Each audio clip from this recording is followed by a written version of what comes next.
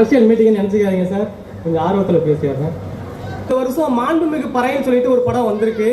அது பறை இசை சம்பந்தமான ஒரு படம், பறை இசையை பெருமையை பேசக்கூடிய ஒரு படம்.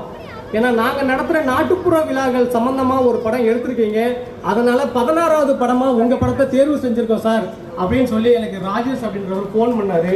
அதுக்கப்புறம் தான் எங்களுக்கு தோணுச்சு, பரவாயில்ல, ஃபர்ஸ்ட் அங்கீகாரம் தமிழ்நாட்டில் எங்களுக்கு கிடைச்சிருக்கிறதுக்கு காரணமாக இருந்த காளீஸ்வரன் ஐயா அவர்களுக்கு மறுபடியும் என்னோட வணக்கத்தை தெரிவித்துக் கொள்கின்றேன்.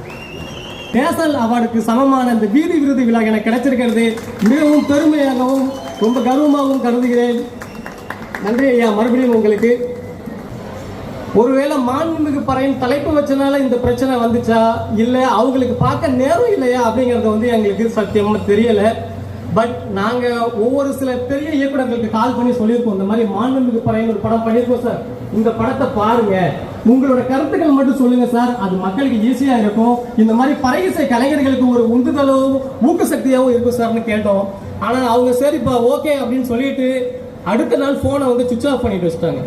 அப்போ எங்களால் அடுத்த நாள் வந்து மூவ் பண்ண முடியல. அதுக்கப்புறம் இந்த படத்தை எப்படா வெளியே கொண்டு போகலாம் அப்படின்னா அடுத்து தேட்டருக்கு வரும். தேட்டருக்கு வரும்போது என்ன ஆகுதுன்னா, தேட்டர் வந்து சரிவர சின்ன படங்களுக்கு தரவே இல்லை. இது வந்து ஒரு பெரிய எங்களுக்கு ஒரு டிசப்பாயின்மெண்ட் ஆயிடுச்சு. அதுக்கப்புறம் நாங்கள் டைரக்டா என்ன பண்ணிட்டோம், பிரஸ் மீட் வச்சுட்டு படத்தையே ரிலீஸ் பண்ணிட்டோம்.